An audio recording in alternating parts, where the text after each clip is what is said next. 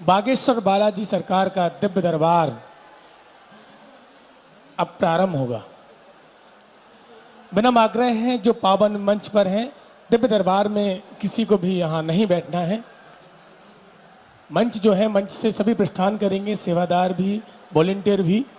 विनम्र आग्रह है पूरा मंच खाली करवा दें, सभी लोग अपने स्थान पर विराजमान हो जाएं और केवल राम राम के जाप से ही आपकी अर्जी स्वीकार होगी।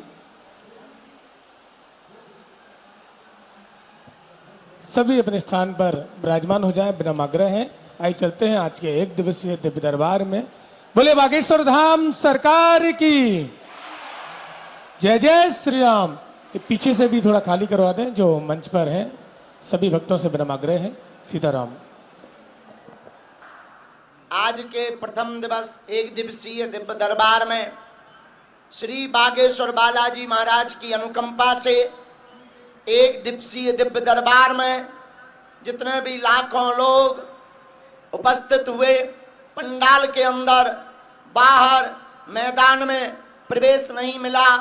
अत्यधिक भीड़ और समुदाय के कारण जो रोडों पर खड़े हैं, हम भगवान बागेश्वर बालाजी जिनके प्रताप के कारण लाखों करोड़ों लोगों की मानव जीवन की दैहिक दैविक भौतिक समस्याओं का समाधान हो रहा, जिनकी महती कृपा से सबका भला हो रहा, जिनका नाम लेने मात्र से, दर्शन करने मात्र से, पेशी करने मात्र से मानव जीवन की दैहिक दैविक भौतिक समस्याओं का समाधान हो रहा। ऐसे कलयुग के राजा जिन्होंने केवल भारत में ही नहीं, भारत के साथ साथ कई देशों में सनातन धर्म का डंका बजाया और धर्म विरोधियों के मुंह पर तमाचा लगाया, ऐसे बागेश्वर बालाजी के चरणों से खूब खूब आशीर्वाद है। बागेश्वर बालाजी भगवान जिनकी महती कृपा, उन्हीं की दया के कारण सबकी जय जय हो रही है।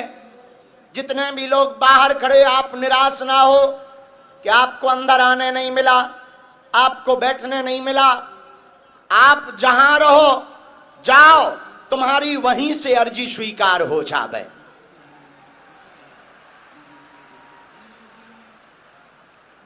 और जरूरी नहीं कि आपका पर्चा बने, ये भी जरूरी नहीं है कि आप पंडाल के अंदर आकर के बैठो।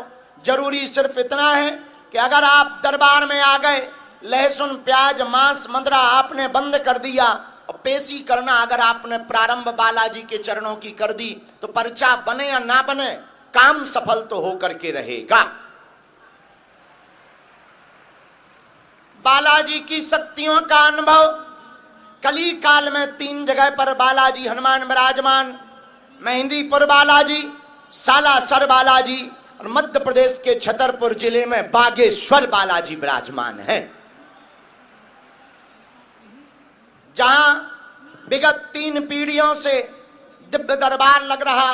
दिव्य दरबार का मतलब किसी के ऊपर व्यक्ति विशेष पर कृपा नहीं है, हम तो माध्यम हैं। पर्चा बनाना, मन की बात बताना तो केवल बहाना है, असलियत में भारत और दुनिया में रहने वाले हिंदुओं को जगाना है, ताकि भारत राममय हो। भारत के लोग अगर हनुमान भक्त बन गए, सनातनी जितने हिंदू बैठे हैं, अगर तुम हनुमान भक्त बन गए, हनुमान जी के साधक बन गए, तो हम इतना तुम्हें दावे के साथ कह सकते हैं, तुम्हारी आने वाली पीढ़ियों को और तुमको किसी भी दरबारों में नहीं भटकना पड़ेगा। आपको जगह जगह नहीं भटकना पड़ेगा। अगर आप चाहते हो कि आप दर बदर ना भटको, आप चाहते हो कि बालाजी की कृपा हो जाए, यदि आप चाहते हो कि आपकी अर्जी बालाजी स्वीकार कर लें, यदि तुम चाहते हो कि जीवन भर के लिए तुम बालाजी के हो जाओ और बालाजी तुम्हारे हो जाएं, तो एक ही उपाय है, तुम पर्चा के चक्कर में नहीं, हनुमान जी की चर्चा के चक्कर में पड़ो। अगर भटकोगे तो कुछ नहीं पाओगे, अटकोगे तो बालाजी की कृपा को पा जाओगे। इसलिए भारत के हिंदुओं, हमारा दरबार लगाने का उद्देश्य स्पष्ट है। हमारा उद्देश्य है केवल एक धीरेन्द्र कृष्ण शास्त्री के होने से भारत में हनुमान जी की पताका नहीं फहरेगी। अब हम घर घर हनुमान जी के साधकों को बनवाएंगे। बोलो जय सिया राम, जय सिया राम। और जोर से बोलो, और जोर से बोलो। तो हमारी 3 बातें मानोगे? बोला, जोर से बोलो, मानोगे? चलो पहली बात मानो, आज से हमारे चक्कर में ना पड़ना। हम तो मूर्ख आदमी हैं, अनपढ़ आदमी हैं, नालायक आदमी हैं। आजकल हमारा भी बुढ़ापा चल रहा है, तो तुम हमारे चक्कर में ना पड़ो। हम जिनके चक्कर में पड़े, तुम भी उन्हीं बागेश्वर बालाजी के चक्कर में पड़ो। तुम उनके चक्कर में पड़ जाओगे पागलो, तो कोई तुम्हारे टक्कर में नहीं होगा। जब जब संकट आएगा, जब जब विपदा आएगी, जब जब लोग तुम्हारे ऊपर हंसने लगेंगे, तब तब बागेश्वर बालाजी और सन्यासी बाबा की सेना तुम्हारे साथ खड़ी नजर आएगी। अच्छा, दूसरी बात मानोगे? 3 बातों में बोलो, पूछो क्या है? लहसुन, प्याज, मांस, मदिरा बंद करके पेशी करना प्रारंभ कर देना। महीने में 1 बार, 2 महीने में 1 बार, हम तो कहते 5 महीने में भी 1 बार तुम बागेश्वर धाम की पेशी शुरू कर दो। लाखों लोग बागेश्वर धाम पर रोते हुए जाते हैं, वहां से हंसते हुए आते हैं। सबकी झोली हनुमान जी भरते हैं। हम तो माध्यम हैं, हमारी कोई महिमा नहीं है, न हम भगवान हैं। हम तो बालाजी के चरणों के छोटे से चाकर हैं भैया। उनकी ऐसी कृपा है, उनकी ऐसी दया है कि आज तक के इतिहास में जिन जिन ने नियम का पालन किया, पेशी की, ओम बागेश्वराय, ओम बागेश्वराय इस मंत्र का जाप किया, उसका बिना पर्चा बने ही बालाजी के दर पे जाने से काम सफल हो गया। बोलो सीताराम। तीसरी बात मानोगे? कह दो हाओ। उनके सामने जब भी जाना कह देना, बालाजी तुम हमारे और हम तुम्हारे। अब ठीक है, अब सही आ गए, अब लेन पे आ गए। हाँ, अब आप तो दिल्ली वाली चाल चल रहा हो। तो तीसरी बात बालाजी के चरणों में जाने से। अच्छा, एक बात और, क्या तुम चाहते हो तुम पर हनुमान जी की कृपा हो? लोग हमसे पूछते आप दरबार क्यों लगाते, आप चमत्कार क्यों दिखाते? हमारा उद्देश्य है हिंदू चादर के चक्कर में नहीं, बालाजी रूपी फादर के चक्कर में पड़ जावे। बोलो सीताराम, जोर से बोलो। तो बहुत से लोग बोलते हैं कि गुरुजी आप दरबार क्यों लगाते, चमत्कार क्यों दिखाते? हमारा दरबार लगाने का उद्देश्य है कि भारत के सनातनी लोग तंत्र मंत्र मारण मोहन वशीकरण स्तंभन उच्चाटन आदि के चक्कर में ना पड़ करके श्री हनुमान जी के चक्कर में पड़े।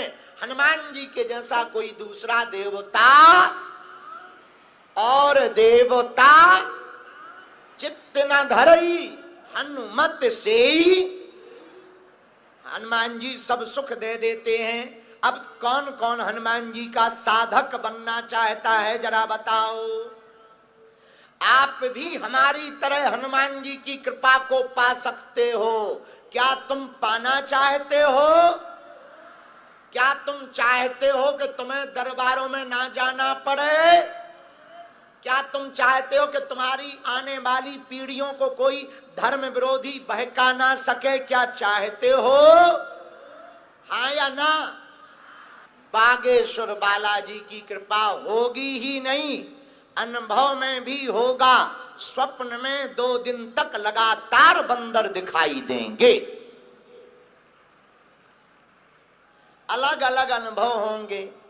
ऐसा करने वाले साधक को जिंदगी भर किसी भी प्रकार की नकारात्मक नेगेटिविटी, न तंत्र मंत्र मारण मोहन वशीकरण स्तंभन उच्चाटन टाऊ टोटका टोना आदि के चक्कर में नहीं पड़ना पड़ेगा। वो जहां रहेगा वहीं बागेश्वर बालाजी का दरबार होगा। कलयुग में हमारा मानना है, इसीलिए बागेश्वर बालाजी का प्रागट्य हुआ। बहुत से लोग सनातन धर्म के ऊपर उंगली उठा रहे थे, झूठा बता रहे थे, कम शक्ति वाला बता रहे थे, और लोगों को हलीउल्लाह वालों को ज्यादा शक्ति वाला बता रहे थे। उनकी ठटरी बारने के लिए ही बागेश्वर बालाजी का दरबार लगता है। बड़े बड़े बुद्धिमान, बड़े बड़े तार्किक, बड़े बड़े विद्वान इतनी इतनी चैनलों की खोजें करी, हमारे स्ट्रिंग ऑपरेशन करे, हिडन कैमरा लगा लगा करके आए, ठटरी के बड़े पोल खोलने आए थे, अपनी खुलवा करके गए। पर ये हमारा कोई भी चमत्कार नहीं है, न हम कोई चमत्कारी महात्मा है, न हम कोई बाबा बैरागी है। हम तो हनुमान जी के चरणों के चाकर हैं। उनकी कृपा से जो हो जाता है सो हो जाता है। तुम में दम हो तो रोक लो, और हम कर ही क्या सकते हैं। हनुमान जी कर रहे हैं, वही करवा रहे हैं, हम तो पुंगी की तरह बज रहे हैं। और हाँ, हमसे मिलने के नाम पर, दरबारों के नाम पर आपको किसी भी प्रकार का शुल्क फीस दक्षिणा नहीं देना, क्योंकि धर्म भैया धंधा नहीं है। हमारे तन में जब तक प्राण रहेंगे तब तक हम मानव होकर के मानव के काम आते रहेंगे। बोलो सीताराम, जोर से बोलो।